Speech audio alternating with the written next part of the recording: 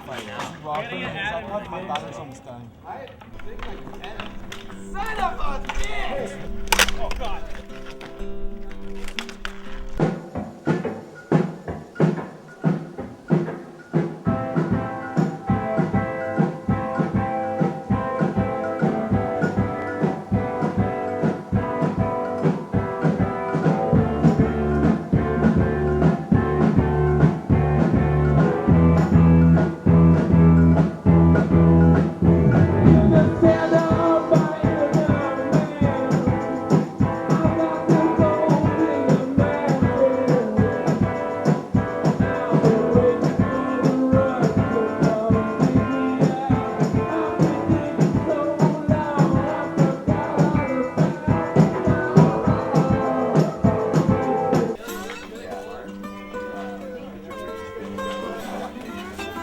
Let me show you what we do to people who don't play hockey.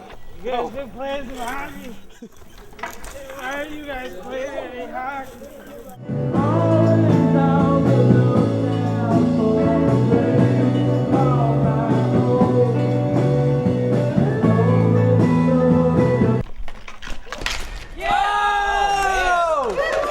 Now we're talking. You're not so good when there's not a bunch of crappy Americans on the other team, huh? I'll take this opportunity to take my shirt off. As you can see, I'm not sure.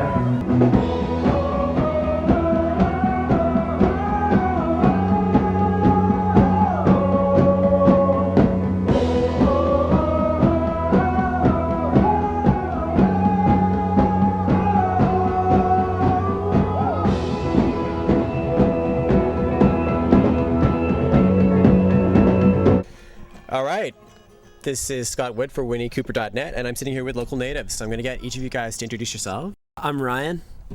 I'm Taylor. I'm Kelsey. I'm Matt. I'm Andy.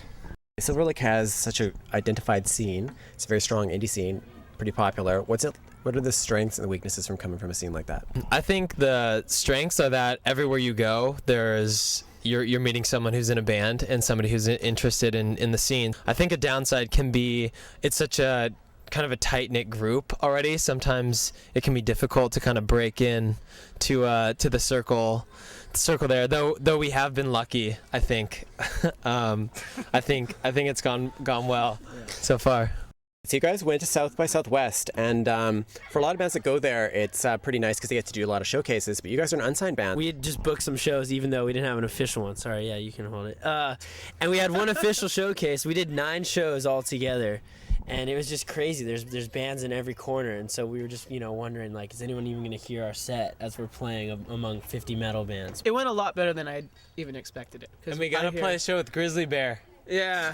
Nice. Yeah, that was pretty So great. it's back to the third grade. Pretty great. I'm happy. What is advice you'd give to another band for tackling South by Southwest? We made we do all our own artwork and flyers and stuff, and we made a flyer and we put the front was artwork with the list of the shows, and then the back we did a map of the area in South by. So it had all our shows plotted out and the addresses and what times they were at. People could be in a drunken haze and still make it if they wanted to. I saw people using it even just not to go to our shows, just in general. Yeah, just exactly. people Just where's the other band playing? Yeah, but it worked. Yeah. Okay, so your song Airplane was placed on NBC's Chuck I was reading.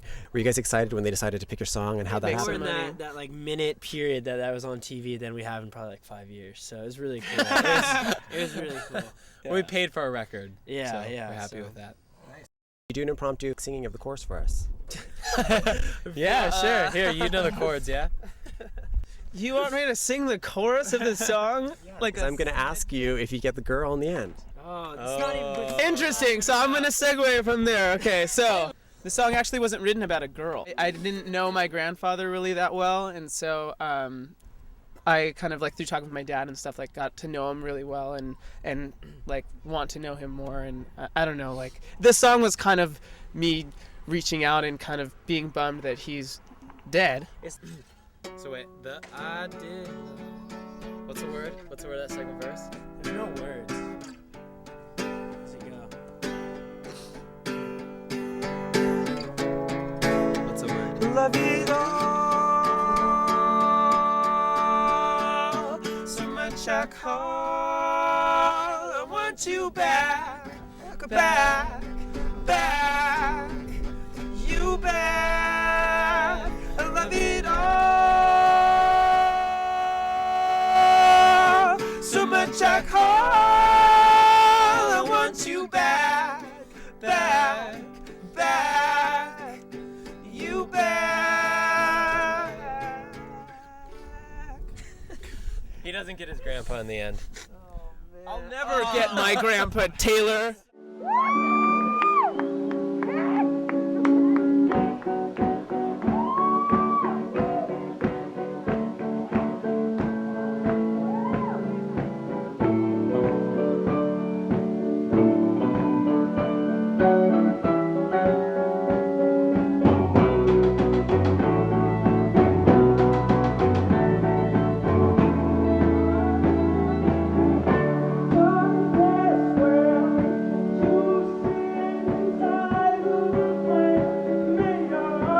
You guys do a great job of harmonizing, and I noticed that music's really coming back these days. So I was wondering what you think the power is of 5 guys harmonizing together in a room. I think it's really cool because it's a live thing. You know what I mean? Like so many bands can go in the studio and do it, whatever, Pro Tools and whatnot. But It's cool. It's like Fleet Foxes have kind of been this huge harmony thing, brought it to the forefront, though I really don't think harmony goes out of style. You know what I mean? Like if a band is good at doing harmonies, and that's always something that's really kind of turned us on as musicians.